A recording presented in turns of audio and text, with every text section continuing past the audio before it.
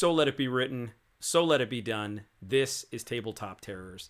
This is going to be a deep dive on game design and really what I think is the absolute secret sauce to successful game design. And I'll jump right in and say, I believe that it is necessary to have creative partnerships when you're successfully designing long term without killing yourself.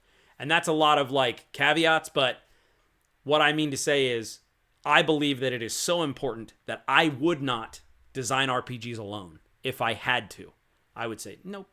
And I know that seems kind of like, whoa, what? And the reason is because I believe, for me, I don't have every tool in my tool belt to put out the kind of work that I believe I would enjoy the most. And I'm very critical of myself. I want to be excellent in what I do. I want to put forth the best stuff that I can do, and I don't think I can do that alone. I have too many blind spots. I'm really good at some things. I know that I'm not great at other things. And so in our last video, we talked about all of the things that you should do as a designer. The reason why we talked about that first, outside of this deep dive, is because, like any good relationship, you need to have your stuff in order before you come to a partnership. And that's why we did it the way that we did it. You need to be a designer before you join into, just like, and this is kind of getting into other stuff, but you should have your stuff together before you get into a relationship with another person. In the same way, as a designer of RPGs, you should be consistently designing and then pair up with other people. And so that's kind of my long-winded way to say, start now, use all the stuff in the other video, because if someone comes to me and they're like, hey, I'd like to do a project with you, the first thing I'm going to say is, cool, let me see some of your work. Not some of your ideas. Ideas are easy. Have you put in the hard work of sitting down, writing it out, editing it, putting it in a format, whatever? That, to me, honestly, it's what got Jeff, it's what got you hired at Absolute Tabletop. Was you were already doing it, and we're like, hey, I like what that guy does. I'd like to hire him to do it. Is that too rambly? Did I even make some semblance of a point there? No, I think what you said is, yeah, definitely very important. And I think a line that I would draw before it kind of gets into, just to hedge off some potential like controversial points about it, of just like, it's okay to like make stuff on your own, but if you're going to like design a full finished product, like I think there's a big difference between like, here's a block of rules that I wrote that I might want to try, versus like, here's a thing that I'm going to make and release that needs to cover all these bases, and stuff like that. But I agree in the sense that like, if you're going to take on any sort of big picture product, that doing that on your own is going to be at best incredibly difficult and incredibly stressful and straining, and at worst, just like Tim says, actually impossible. Like there's just so much ground to cover in any big RPG release that, yeah, making it happen, I think, on your own is just so much work. And I've seen a couple of people that I know that have tried to do it, and those are the people who don't have anything released yet. All the people that I know that have released RPG products have done so either publicly or behind the scenes with a lot of help. Yeah. And I did say a lot. And so, James, I'm going to throw it to you. But I should have, if I was a good video starter, not had to make Jeff draw that line and say, this is one of the videos in our Beyond the Rules segments, which is basically, this series is for game designers who intend to either professionally or semi-professionally publish work. That, Jeff, you saved me a million flaming comments of, what are you talking about? I'm not saying don't homebrew. I'm saying if you want to professionally release products. So thank you for that. And this video is more geared toward game designers, not homebrewers, though I think everyone will benefit from its content. Yeah. And so another important thing to remember is, outside of the fact that, Tim, you made a good point where you said you don't have all the tools in your tool belt. There is something to that. That's not to say that nobody would have all the tools in their tool belt. While exceedingly unlikely, somebody could know how to write edit, draw really good art and make a book and lay it out. But outside of all of that, even the technical aspect of it, there is a psychological component where, as a human, and certainly as me, again, maybe some people that aren't this way, but most people I know, if you get too close to it, you stop being able to see it. You're unable to, I think, what's the phrase? You can't see the forest for the trees, where the idea is that to bring it back to programming, I technically program completely alone. I write all the code for the projects at my company, but I don't do it alone. I have a manager that I talk over stuff with all the time. This is helpful because sometimes the sort of architecture of something can be complicated. You have to look at the cases of, well, can this person do X, Y, and Z? And sometimes I'll make a decision personally where I go, oh, well, probably like this. That person should be able to edit their own post, say. And then I'll talk to her about it and she'll go, oh, well, don't forget about this, this, and this. Things that I knew that eventually I would have run up against, but I just didn't consider because, well, I'm way too close to it. Or like, oh, a button being in the right place. I'm like, well, I know where it is because I put it there. So I'm not a good person to test it. Even if you could make your whole entire RPG product completely alone and then release it, it would still be better to have somebody to bounce ideas off of, or just to look at it to say, hey, it's hard to edit your own stuff. So you missed this very easy, spelling mistake because you wrote it. So you knew what it was supposed to say, which meant your eyes glazed right over it every time. And you just misspelled a word, or you didn't consider how a mechanic could be exploited because nobody else's brain got to wrap itself around it. So even outside of the technical aspect, there is just something to be said about having other people to be able to creatively bounce those ideas off of that will always make them better than if you came up with them on your own. Yeah, and I think that there's a lot to say for just like having like a sort of what I'd call like a creative feedback loop of if you just make everything kind of on your own, it can be sometimes difficult, like you say, not just to gauge, quality and editing and things like mistakes, but just kind of like excitement and like a surety that like what you're doing is like going to end up being something worth it. And that can be difficult sometimes to find if you're the only person who ever sees it.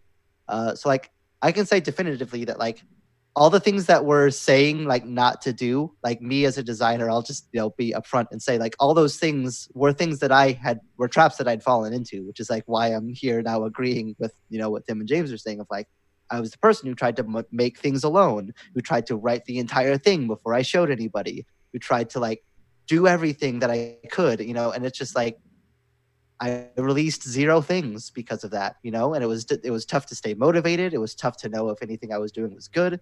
And then I've gotten more done, in the last couple months working on, with Tim and stuff on Dead Man's Guide than I have on anything I've ever made in the RPG world, simply because I have another person who's saying, this is really cool. This maybe needs some tweaking. I need you to have this done by next Thursday. And like just having that alone, my productivity skyrocketed, and it just, it makes it so much easier to stay motivated if you can have someone who's like, oh man, this was really cool. That made me really excited. I want to play in this game that you're making because of how much I liked this. Like getting that sort of feedback, could be hugely valuable, to if you have any sort of, some people can just like commit and just be like, I'm just going to do a thing and I'm just going to do it all the time forever.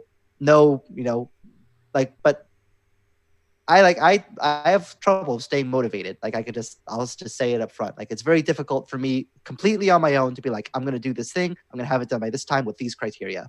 Like it's very difficult, So having other people around who can say like, hey, did you do this thing you said you were going to do? And then I can be like, I'm doing it right now because you told me that. Like that's often what gets me to do the sorts of things that I might otherwise skip over. The difficult layout stuff, the weird specific rules thing that I hadn't, had the time or energy to untangle. Those sorts of things kind of, at least for me, only get done because I have somebody poking and prodding at me to do them. Yeah. And so absolutely, man. And so I'm going to just mention 3 very practical things. And this is for the case of, you need to find somebody. And I want to talk about how to find somebody and what that looks like and some very practical things that you can do to be an attractive work partner, really. And so it sounds like I'm starting an RPG dating site. So, so the first thing is that, James, going back to your example, let's say there was someone and you have the skill set to do everything. You have every tool in your tool belt. Let me tell you the one thing that you cannot unequalize, and it's time. So you have to make the choice, and this is kind of getting probably a little more existential than everyone planned, but it's like, I have a limited amount of time in my life to create, and I would rather be a part of multiple projects. I want to be remembered for a few things, not just the one thing I worked on for 20 years by myself. And so that being the case, even if you can do all of those things, I promise you that it is, I believe, more liberating and more rewarding to work with another person and develop a rapport and develop that relationship. So that's one practical thing, is that your output will be greater. The second practical thing is that there's a natural level of fatigue that you'll reach. And that natural level of fatigue, even if you are a diligent person who will show up and work for 8 hours every day, there's a point to which, if your mind were a saw, it becomes dull. And that the output is just not going to be as high quality as the first day you worked or the second day. And you might be the edge case, but I promise you that is an edge case. If you're the edge case who's like, no, I have every tool in my tool belt and I work 12 hours a day, this video isn't for you, and I'm excited to see your products. And then the third practical thing is, Jeff, what you mentioned, which is accountability. Having someone else that is passionate about the project and that you're answering to is what keeps you not just motivated on deadlines, but I like to describe it as breathing. A partnership breathes. Sometimes it inhales, sometimes it exhales. You decide which is rest and which is action for you. I don't care. But the point is that it rises and falls. And when I'm in an exhale, someone else in Absolute Tabletop is in an inhale. And they have, hey, check it out. I want to do this thing and this. And it's just absolute. I wouldn't be able to create without it. And so having that, it allows for you to not just have accountability in the way of like, we're going to have something done by the 12th, but it is this really cool, like, it's like piloting a Jaeger, from Pacific Rim, where it's like, no, it kind of takes both of us to move something so big, and we have to be in sync. And if you can master that, I also think that it bleeds over into other parts of your life, in terms of being able to work creatively in the workplace and those sorts of things. So. Yeah. And I think sort of, assuming that there might be a person out there that can do all of it, I think it's not even fair to assume that they could do all of it better than anyone else, right? Like I can't even posit that exists, because that's the important thing, is even if you can do it all, even looking at that example, to me, you should be doing what you are the best at. Specifically at Absolute Tabletop, we have our strengths, and I wouldn't even call them our weaknesses, but what it allows us to do is spread out the work so that the people that are good at the things that we're working on now are doing those things, while the people that are good at other things are doing those as well, so that everyone is generally doing the thing they're best at. There is that sometimes maybe triage, or in general, hey, none of us really know how to do this, so I'm going to kind of learn it. We'll stumble our way through. But overall, like you said, Tim, your output will increase dramatically, and I think be so much higher quality, not only because you've worked with other people that might have a different, take on it, but specifically because you can do the thing you're really good at, and they can do the thing they're really good at, and it makes something better, because it's unlikely and probably a waste of time for you to try to be the best person at even 2 things, let alone the 10, 20, 30, 50 things it takes to publish a book. Yeah, I think that's sort of like attention and sort of awareness of other tasks, especially if you do or don't need to be the one who's doing those things. It can affect your output in a huge way so much, where it's like, I know, like there are things that I'll make that I'll know that I can leave parts blank or not worry about. And because I have that luxury, I can just basically finish my part of the task, knowing that someone else is going to help pick up the slack. Where if I was the only person doing it, I might feel pressured in the moment to try to cover all the bases. So if I have to name every location in this part of the world and edit all the text and set up the art and lay out the page, it can be difficult sometimes to let some part of that go to finish another. Of just like, I'm just not going to worry about editing right now, or I'm just not going to worry about names. I'll finish all that later. Like, it can be easy to kind of get hitched onto some of those things of like, no, I need to like name this place and write the text and edit it and kind of figure out how I'm going to place it in the book. But it's just like, there are, times where I'll just write entire swaths of sections of books and just be like, someone will come up with a cool name for this. Like, I don't need to stress about that. And even if nobody else does, I can do it later. So like, there are like some days it's literally, to use kind of a cheesy analogy, like Christmas morning, where I'll like wake up and look at a doc that I wrote the night before, and like the magical Abtab fairies will have named parts of the book for me. And it's just like, just having the luxury to not worry about those things of like, yeah, maybe this isn't worded the best way that I could, but Matt will edit that. Or I know Tim's going to have a great name for this because he's great at naming things, and I'm not so great at naming things. So it's just like, even if I could do those things, it takes such a burden off of my shoulders and a weight that I feel like I don't have to carry, on my own, because I can just sit back and know, like, yeah, the spaces that I have here are not spaces that I'm going to have to fill. These are things that we'll be able to work together on, and somebody else can come in and suggest something or come up with something cool that I might not ever come up with on my own anyways. So it frees me to do better work and more work than I would do if I was doing it on my own, because I don't have to worry about getting hitched onto certain things that I know I'm going to have to figure out. So I might as well do it now and then never finish something that I might otherwise be able to power through very quickly. Yeah, I have also felt the effects of the fairy, where it's like, oh, wow. And that's with all of us in AbTab, where, hey, I was feeling really inspired, so I filled out this table, or I wrote this paragraph, and so here's the other thing that I think is beneficial. And then if you guys have anything else, I think we could probably go on and on about why it's important to find other people, but if there's anything super important, and then I think let's go into some practical ways to be found and find creative partners and be, be shrewd about it and et cetera. But I want my work to be well-rounded, not only in its representation, but in its viewpoints, because for me, it feels a little classier. Like, I want to come out with work that's a little more sophisticated than what I think I could pull off on my own. And so having someone else is really cool, because I'm like, I want to do something different here, but I don't know what to do. And it's without fail, someone in AbTab will say, well, what about this? Yeah, that's perfect. And then it represents it. So I'll use two examples real quick. One of them is we have a section of one of the books we wrote has all these different NPCs. And, Matt made a comment. He's like, hey, I just want to throw out there, this final NPC is sort of like a different flavor of the other NPCs you have here. And I know it's like a horror realm and there's all this stuff, but why don't you make her more of a cleric who is like this benevolent sort of Greenpeace organization who's trying to save people, and that really juxtaposes all these other people who are like, fighters and doing this deadly monster hunting and all that. And I was like, that's brilliant. And I just it wasn't in me to see that. Maybe given time, whatever, it would have never happened. But having him say that was just like, oh, yes.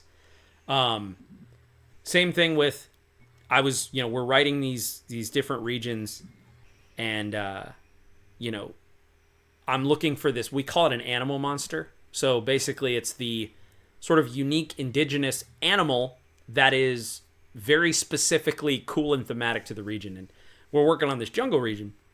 And I remember thinking, I'm like, man, I just want to be different. I don't know what I should do. And I'm like pitching all these crazy things, and I'm like just trying to be different, and throwing stuff out there. Nothing's sticking. All this spaghetti is sliding right down the wall. And so Jeff goes, hey, this is probably going to sound weird, but go with me, which if I had $2 for every message that started that way that ended up being in the book, I would have $2,000. So do the math on that. So he goes, what if it's this big, crazy, hypnotic, like monarch butterfly, huge, and like, and we go off on this I'm like, yes. And it's terrifying because it's hypnotic, and it like basically lures you in with its beauty, and then with its pheromones essentially like, you know, kills you, and then lays its eggs in you. Like, and it's just like this, it just became this crazy brutal thing that was so nature is lit that I never would have come up with it on my own. And so, very long-winded fact with proof to say, there will be a point where your idea would work, but another person's idea will make it way better. So, is there anything else you guys want to add before we go on to some practical tips of like how to actually find creative partners? I have one thing that I would like, I guess just as kind of a capstone, is one of the, at least for me, one of the most important things that you can get from other people that you cannot get from yourself at all is the ability to have your ideas questioned while you make them. It can be very easy, I think, to sort of come up with an idea that you think is cool and then just be like, okay, that's the thing. And then we'll just kind of go that way. And you can kind of leave a lot of rough edges that you end up cutting yourself on later because you didn't necessarily think through of like, this implication is going to lead to this sort of idea about the world or this sort of scenario. So if I can say like, I have this idea for like this cult that believes this and they're going to do this. And then Tim can be like, but if the cult believes this, then that means that this exists in your world. And that means that these people believe this, right? And it's like, wait, what? No, I didn't want any of that at all. Like, but if that didn't get caught now, and I realized that when it was done, now suddenly I'm either having to just accept that it's there and deal with it, or like change the entire structure of, you know, the world that I was making. So having somebody who you can get to be like, hey, when you say this, do you mean this or did you mean that? Oh, well, actually, yeah, I didn't even think that it could be either. I was going more towards this, so I'm going to reword it so that it frames that in the way that I want it to be instead of in a way that it could be interpreted. That's going to lead to all these crazy problems down the road. So I think just that in itself is worth it, even if the only thing that your partner does is literally just ask about things that you're making. Of like, did you mean this or did you want that? When you say this, it kind of feels like this. Is that what you were going for? Like, just those sorts of things can be immeasurably beneficial because you can sand a lot of those edges that when you get later down the road are going to be clean and smooth and save you potentially a lot of problems with rewrites or misinterpretation or, you know, all sorts of things like that. Yeah. And just quickly, in my mind, when we started this video, I thought that there could be a person out there that could make things themselves. And while that is true, I stand by the fact that I don't think it would ever be as good as multiple people on the same level as that one person doing it. And specifically, there have been studies done where if two people program, which to most companies seems like a money sink, where I would actually be doing the typing and somebody would be sitting next to me and we would be talking about everything I'm doing. So I'm still programming, but now two people are doing the work of what most companies see the work of one. With, you know, like scientific studies have proven that cuts down on the work you have to do later to fix it by a drastic amount. There's far fewer bugs because somebody's not thinking what you're thinking and going, hey, no, that's going to break later. And specifically, I don't know that those studies have been done for writing RPGs, but I think that a lot of that can be applied where scientifically, I'm confident in saying that, no, there is a benefit to having somebody looking over your shoulder, for lack of a better phrase, going, wait, I don't think that's what you mean. Yeah, no, it's great. And so I want to move into some practical, like, okay, so how do you find someone to work with? And so I'm going to speak, you know, there are a lot of roads that lead to Pennsylvania. I'm going to show you one road that leads to Pennsylvania. So if you have another way to get to Pennsylvania, then that's fine. But in this particular sort of like example, I'm just going to tell you what worked for me, like IRL. This is what actually happened. I'm that person. Have you ever seen the story where they're like, you know, it's like a behind the music and you find out, you're like, wait a second, they were rich before they started? And it's kind of like, wait, they have this unfair advantage, or like, you know, Eddie Van Halen's parents were virtuoso musicians who toured the world. And it's like, well, of course that kid had 8 hours a day to practice. So I have an unfair advantage in James. So I'm going to start off by saying I have been boiled in this concept my whole adult life. James and I have collaborated on almost everything since we've been adults. So I don't know what it's like to have no one. So I want to start off by saying that. I'm the guy who's like, yeah, just, like, you ever see that article where it's like, how to pay off your timeshare or whatever in like 3 easy steps. And one of them was like, my parents gave me $8,000. I was like, hold on. That's not a tip. That's just a fact. So, James is my $8,000 that my parents gave me. But in that, the thing that I know, though, even in our relationship, I had to be open to working with someone else. So the number one thing that I have learned, if I could take and give you one thing to take away, is that even the ideas that you love and that are most important to you should not be sacred. And you should be able to take any of your ideas and you should be able to put them on the altar and say, let me give it a one day. Let me just walk through the process of what it would look like if that idea was destroyed and we used what you're saying right now. 8 times out of 10, I start with a hard no. And when I actually truly internalize what the other person is saying, 8 times out of 10, I go with their idea because it actually hits what I want better than my idea. You won't believe me until you try it.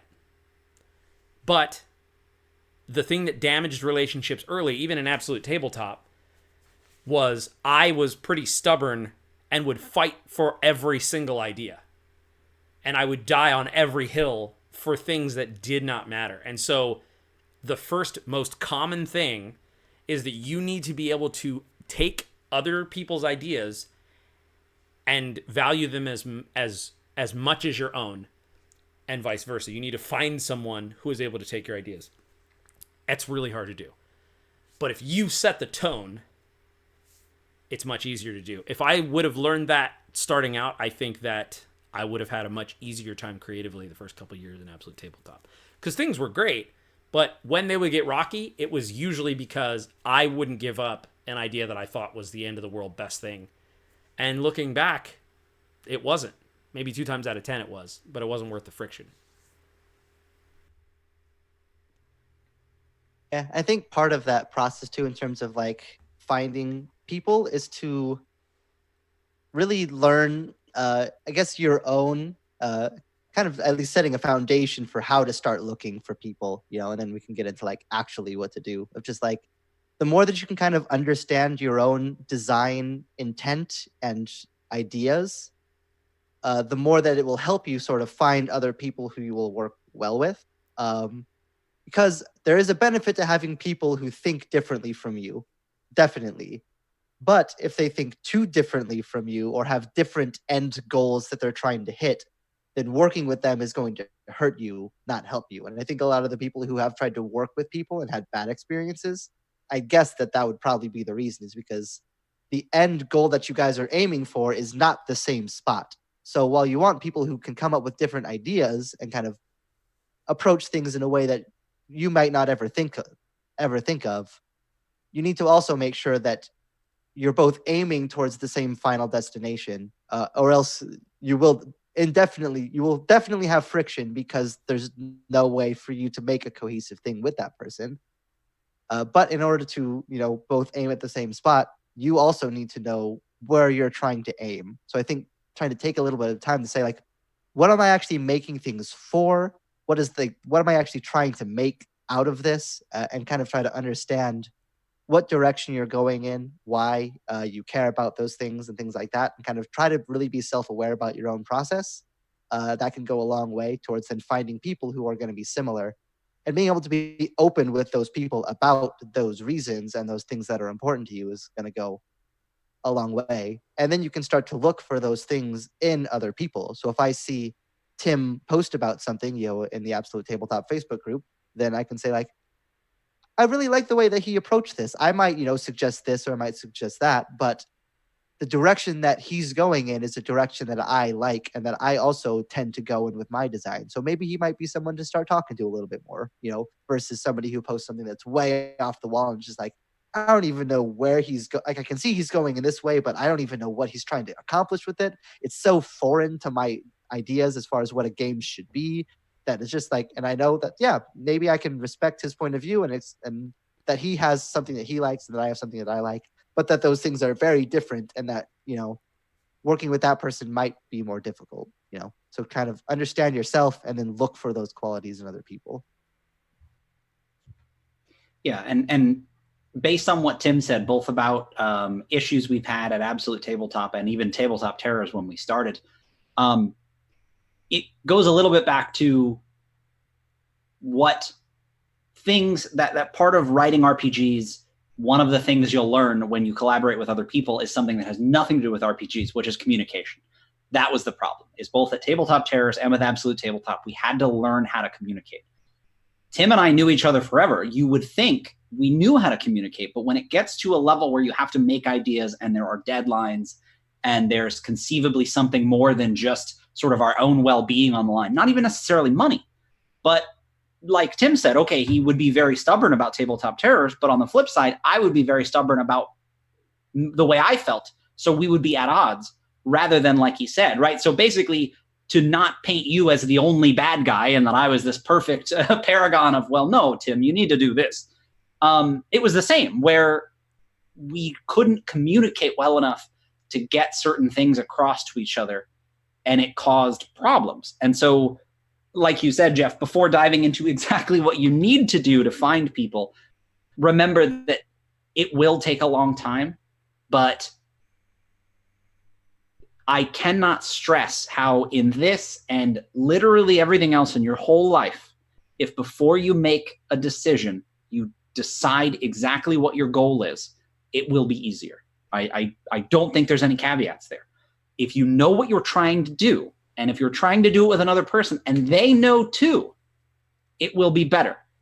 But if you both assume that you know or don't have a very good conversation about it, you'll end up in different places. You'll end up at the two different dominoes and both of you will be yelling at the other that they went to the wrong one when really you just never decided on the one from the get-go, which would have solved all of your problems. Yeah, both dominoes, which are both in Pennsylvania. Both in Pennsylvania. So, yeah, and so I want to talk about online dating. And so with the way that people meet a significant other or a girlfriend, boyfriend, whatever, someone else, a partner, you can take the chances geographically. So there's, obviously, the person I see at the restaurant or the person who I work with and those things, because I'm in the proximity to them geographically, that is my pool of people to potentially become involved with romantically, etc. But with online dating, it basically made it so that the world opened up. And there were these different ways to kind of line up with people based on a series of questions and things like that. And all of that is oversimplified for the sake of time. But what I'm getting at here is that you have the same opportunities in that you can find the perfect match for you by joining something like the Absolute Tabletop Facebook group, somewhere where you can see and game with. You can see someone's play style. You can see someone's game mastering style. These are essentially, now, it sounds sort of weird and creepy, but they're kind of like dates if you're truly looking for somebody to collab with. Now, just like real world relationships don't come on too strong, and that's weird, and I don't know you, and we just gamed one session to be like, oh my God, we need to start a gaming company. But what I'm suggesting, though, is put yourself out there in terms of, as Jeff said, if I wouldn't have posted those things, if I wouldn't have put myself out there in video form, or if putting my ideas into words and so on, he wouldn't have had anything to measure it by. So, and vice versa. If I wouldn't have seen Jeff's contributions to the community, his thoughtful answers to, to posts that people ask questions, I'm like, I like that answer. And so it was easy to make the choice. And then seeing some of his mechanics, I've watched him in online games. That's the other thing, is you can kind of do it from afar. A lot of games that we have in our community, they're streamed. And so you don't have to be involved at all. You can just see the comments and you can see the role play. You can watch, say, I'm using Jeff as an example because our company hired him. So if that's something that you want to happen, the way to do it is to be out there. And so, but in the same way, if you go through the community, you can see people's habits, their activities. Are they someone who is maybe, do you not like every once in a while that they're snarky? These things are going to come up in a work relationship. We're just talking realistic brass tacks that you have to be able to get along with someone. And so we're in a time, we're in a day and age, and we're in an environment where it is very easy to see and experience people's gaming tastes and all the things I mentioned in a very non-intrusive way for either person. And so I'm not saying start messaging people asking them if they want to start a company. That's not what I'm saying. But what I am saying is if this is something you want to take seriously and move toward, that I believe you have to start looking at like, who are those people I naturally gravitate toward? Who are those people I game with? Who are those people I like to hang out with anyway in Hangouts and Zooms? Hey, do you want to work on a short story together? Hey, do you want to come? I'm not saying there's no business papers. Nobody owns it. We're not getting in all that today. It's just, hey, I wrote this archetype. Would you mind giving me some notes? You know what I mean? So hopefully that makes sense and is helpful. But I want you to think of it in terms of, as James said, it's communication and it is personality more than anything else, and taste that has to line up. The creativity is almost secondary. It's like the easy part. I was actually just gonna say the same thing of just like, I think something that a lot of people take for granted in a lot of creative stuff, and including RPGs, is that in a lot of ways, skill is important. Of course, you need to be good enough to actually make something, but it is not it's not the only thing, and it may not even be the most important thing. Like there are so many people who I can see who make things that I'm like, the mechanics for that are good, but like I just don't really get along with them. So it's just like the fact that they're good at making mechanics, like, is not really that important to me, like other than just being an audience or a consumer for something that they might make. But as far as like finding people that I want to work with, it's so much more important, like you say, that that they can communicate well, that they're exciting and fun, that they're not burning bridges. So it's just like things like that where I think you have to, I know that depending on what kind of community and especially what kind of like personality type you tend to naturally gravitate towards, is like you got to kind of start to be careful of like what sort of vibe you put out there, because people are going to pick up on that vibe. And even little things that you say, like you say, like there are people who are just like, oh, I really like their ideas. They seem like they'd be cool to work with. And then they'll have the like one or two comments where they'll like say something really off. They'll like really come down on a person really hard in like an insulting way. And it's just like, oh, yeah, I'm never working with that person. Like, I just know, like, at that point that there's like, yep, I don't want to play with them. I don't care if they're the best role player, a genius mechanic creator.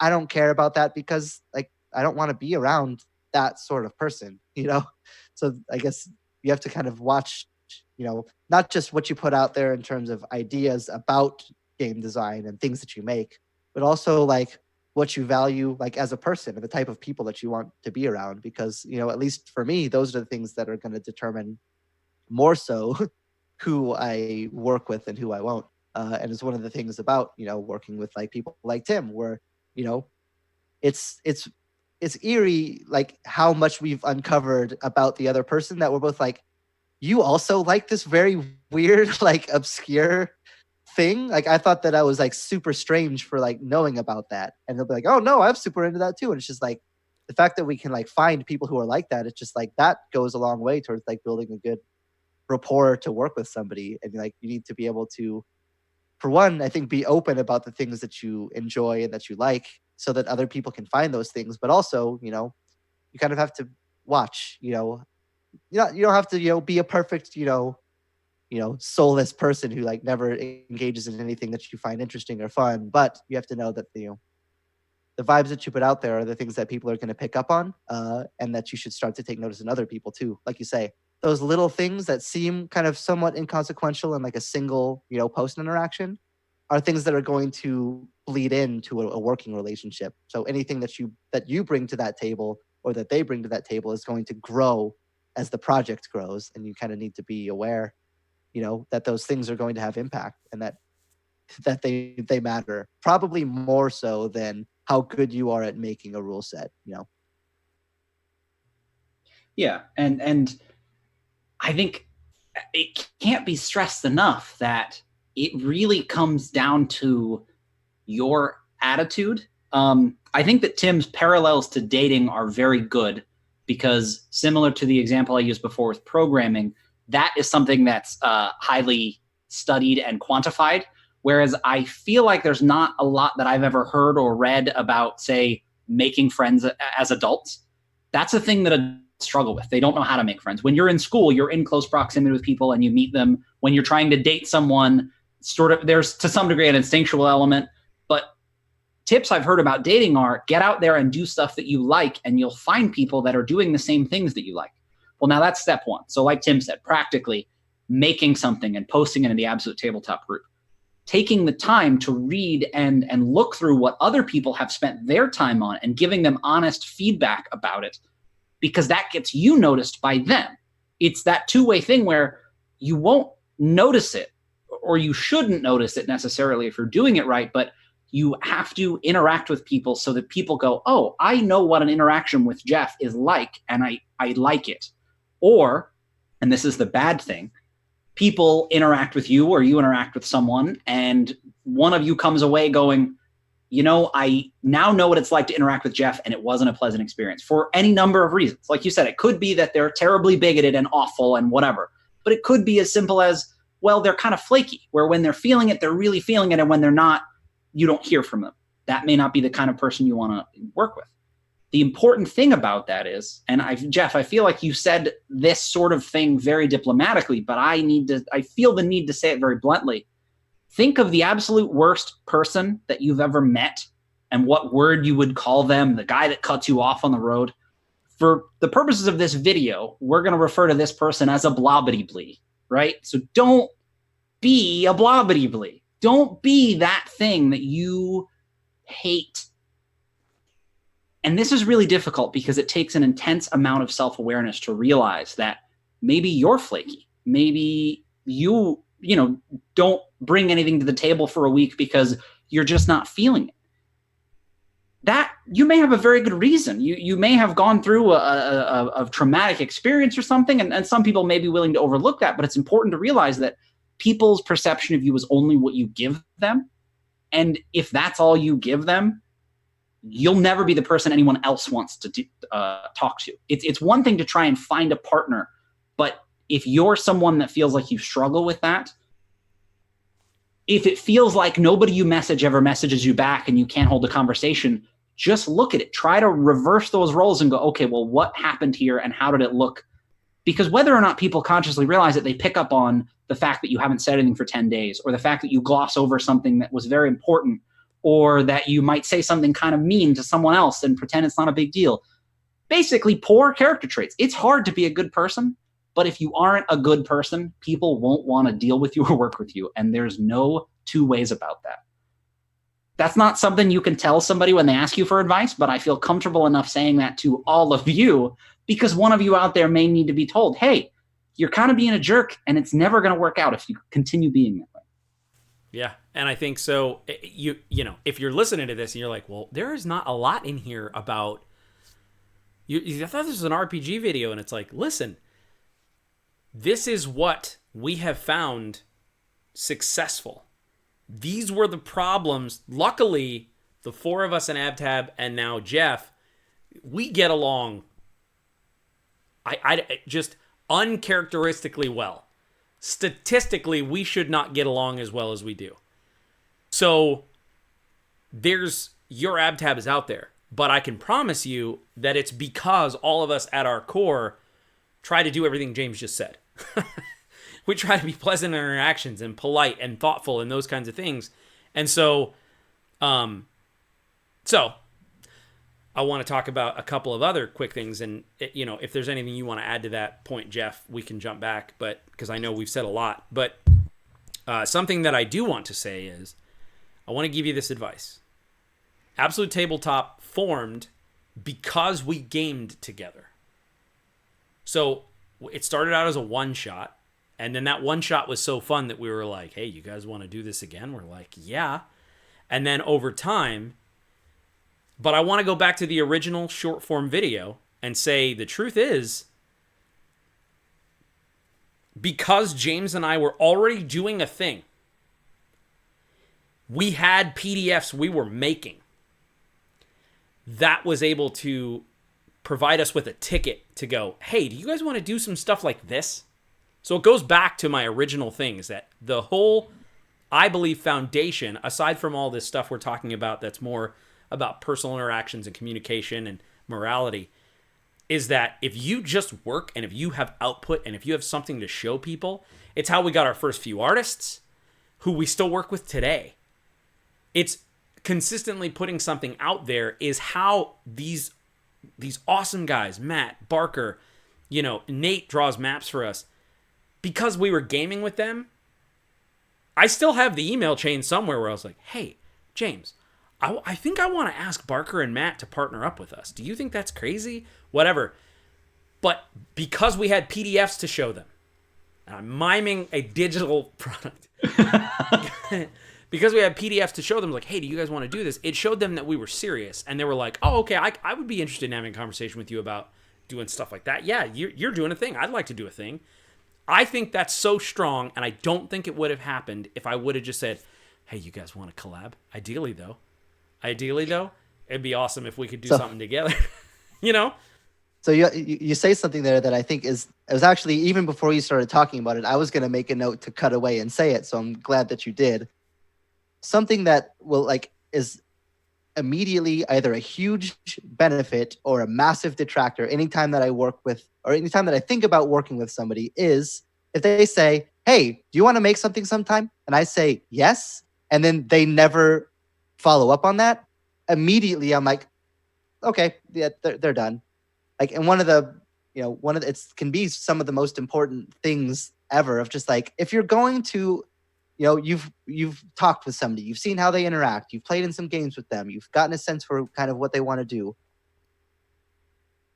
and you're ready to actually say like, hey, maybe I want to work with this person.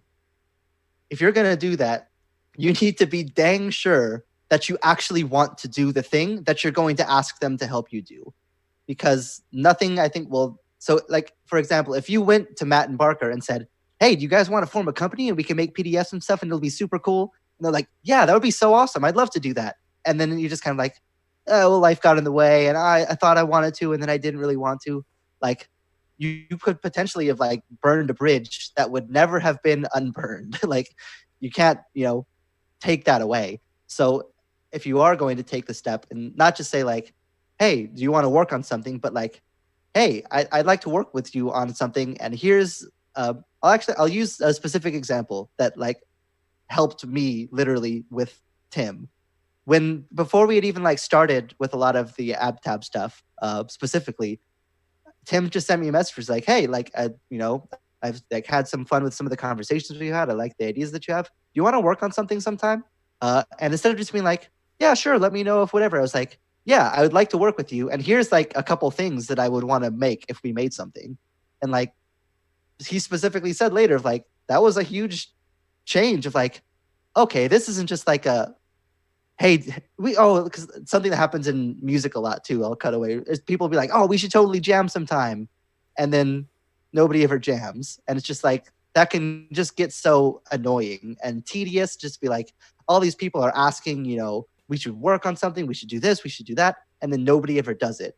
So when you can find somebody who says like, hey, we should, write a song together sometime. And they say, here's a melody line that I had in a chord structure that I think would be really cool. What do you think about that? What would you add? What could you, that change in dynamic can be so huge. So if you are going to approach somebody, or if you're approached by somebody else who wants to potentially work on something, presenting specifics of like, I'd like to work with you on these things. What do you think about that? And Tim specifically asked me like, hey, like, would you consider wanting to, like, I have this idea for a thing called the Crux that we're going to have in the book now, and I'd love to see, if you have any ideas about that. Like, that specifically, I think started a lot of the working relationship that we started. And I hadn't been hired yet. I hadn't been contracted or anything at that stage. It was just like, I had this idea. Do you want to help me with this idea? And then like me saying, yes, I want to. And here's some ideas that I have for things that we could do, together. Like, I think was a huge turning point, going from like, yeah, we're friends who kind of share similar ideas, to like, we are working on things with each other. So you have to be very careful, I think, if you're the person reaching out, to reach out with intent and with a surety of like, I definitely want to do this, and here's how we can start now. Because if you're the person who throws that out there flippantly, it's a very easy way to get a bad reputation from the start. You have to be, I think, very careful about that. Yeah, you get brown listed. And again, moving back to adult relationships, because these are all skills that have helped me in my normal life, as well as, to be a part of a company that's been doing this. That idea that it's not easy. It's so difficult. Imagine, think about, especially if you're the age that I am, where I'm out of high school, think of your high school friends that you thought you'd stay in touch with forever, and consider why you aren't in touch with them anymore. Well, in some cases, say maybe you expected to, but you reached out to them and, oh, we should do lunch sometime, and then you didn't. The thing is, it takes you going, no, I'm going to be the one that says, hey, how about this place at this time? You have to be the one. Now, if the person you're trying to work with is also trying to be the one, that's perfect. There will never be too much action being taken to collaborate on something. But it's so easy if somebody comes to me and says, hey, I want to work on something. Do you? Yeah, that sounds like a cool idea in theory. Okay, cool. End. Because I don't feel like I need to be the one to do it because you asked me, but for some reason, whether life got in the way or something, you don't feel, I'm like, always be the one that does it. Always take the high road. Again, just likening it to that, it's just be a better person and these things will happen, but it's not easy. Consider that at no point has working at AbTab and going through some of the struggles. I mean, we've had fights, Tim and I, and other times we've had misunderstandings. We've been a company for years. It is not always fun, but it's so great. It's like, it's not easy, but it's the best. It's worth the effort. You just have to put in the effort for any of this to work. Sure. And so I think starting to get to the point where we'll wind it down, but I want to tell you what not to do. So first of all, this isn't business advice. So I really am just saying it very clearly, for the public record. If you get into a business relationship and contracts and all, that's not what this is at all. This is very high level, conceptual advice, but it is not legal advice. So if you're like, yeah, Tim and Jeff and James told me, and I signed this contract, so don't do anything like that. That's a whole separate topic, a whole nother video. This is not legal advice about a partnership or any of that stuff. This is about finding people to work with creatively. The second thing is, and I want you to hear the heart of what I'm saying, and don't take it the wrong way. Don't reach out to us because we're already in a committed relationship, right? So, and in the same way that I wouldn't reach out to Chris Perkins, I think that it's important to establish rough guidelines of where you're at in your progress. In terms of where you're at, and or have you released a couple PDFs? Find someone else who's released a couple PDFs. Have you not released a PDF yet, but you have several docs and you have some stuff written out? Find someone like that. Basically, find someone who's at the same stage you are so you can grow together in a very seamless way. But what I don't want, because the answer is just we're too busy and we're already fully committed, I don't want people reaching out and going, hey man, here's a PDF I made. Can you do it? At the same time, I'm not going to stop anybody. You know what I mean? But I don't want anybody to take it the wrong way, in that this is specifically saying, no, there are other people just like you who are an A that need a B. And so those are the people that I think you should focus on. And the truth is, we have collaborated with other companies before, but we've collaborated with other companies because they've gotten to that stage where we could help each other. And that's just being realistic. I just want to make sure to tell everybody that. And it's not that we won't look at your stuff or read things, etc. But in the past, we've gotten like requests like, hey, based on your video, I'd love to work with you. But at the same time, maybe we'll see your stuff and think it's awesome. So I'm not saying don't do it, but I'm saying don't have any expectations of that. So hopefully that all makes sense. So yeah, again, you've managed to slightly beat me to the punch on something that I was going to say that I'll reiterate on, which is that an important part about this whole process, and just very similar to dating and any sort of interpersonal thing, is most times it probably won't work out. You know, that there's going to be a number of times where you try, you think that it might go somewhere, and then you realize, oh, I thought this person was like this, but really it's kind of like this, and I just don't really want that. Or maybe it's the other way around, and you were really excited about it, and then they're the one who's like, oh, sorry, I just don't really know that this is going where I want it to go. And that you just kind of have to be prepared that, you know, for every, 10 people who you start conversations with, maybe only one or two of those people will actually be like, yes, let's actually make the thing and let's actually take those steps. So it's totally cool to throw out those feelers like, hey, I really saw what you guys did. I really liked it. Here's the thing that I want to do. Knowing that most people will probably be too busy or be not interested or not have enough investment in you personally to like really take it to heart. And that's okay.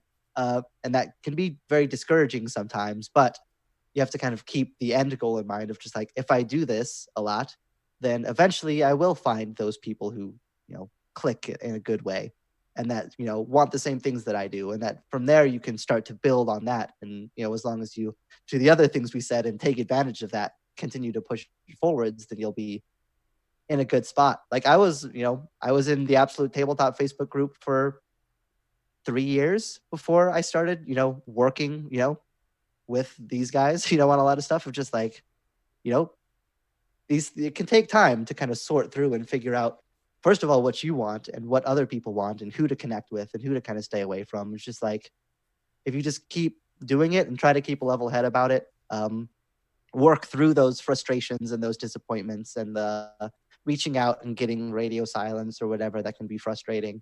And just know that the odds in any one case are against you, but the odds are in your favor across time if you continue to work and continue to do things that you need to do. And that can just be just as much a part of the process as just stay determined and don't let any one moment of disappointment or failure start to turn you into other bad behaviors that will make things less likely to happen because you start to lash out with anger instead of being diligent or whatever and things like that. So patience and determination to just try a lot, can be just as important. And it can take a little bit of time sometimes before you do find those 2 or 3 people who are like, yep, these are my people. Yeah. And so with that, I think that's the important thing, is remembering that the end goal is not to find somebody to work with. The end goal should be to create. The end goal should be to do whatever it is you're trying to do, because if you keep doing that, you'll find like-minded people that want to do the same thing. Don't try to jump into someone else's moving car.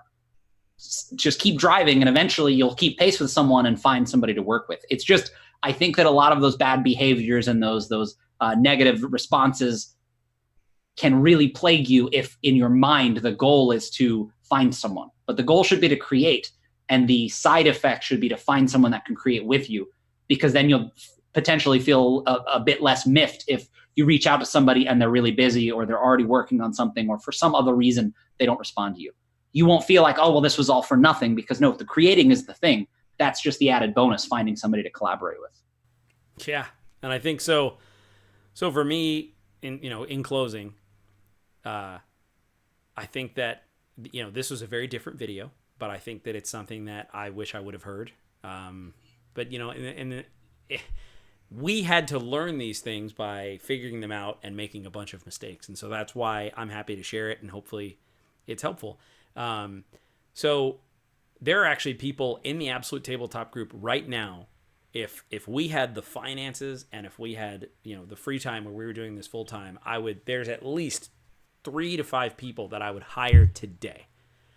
And you don't know who you are. And the weird part is that you probably won't until that day comes. And if you're consistent like Jeff, maybe your number is next.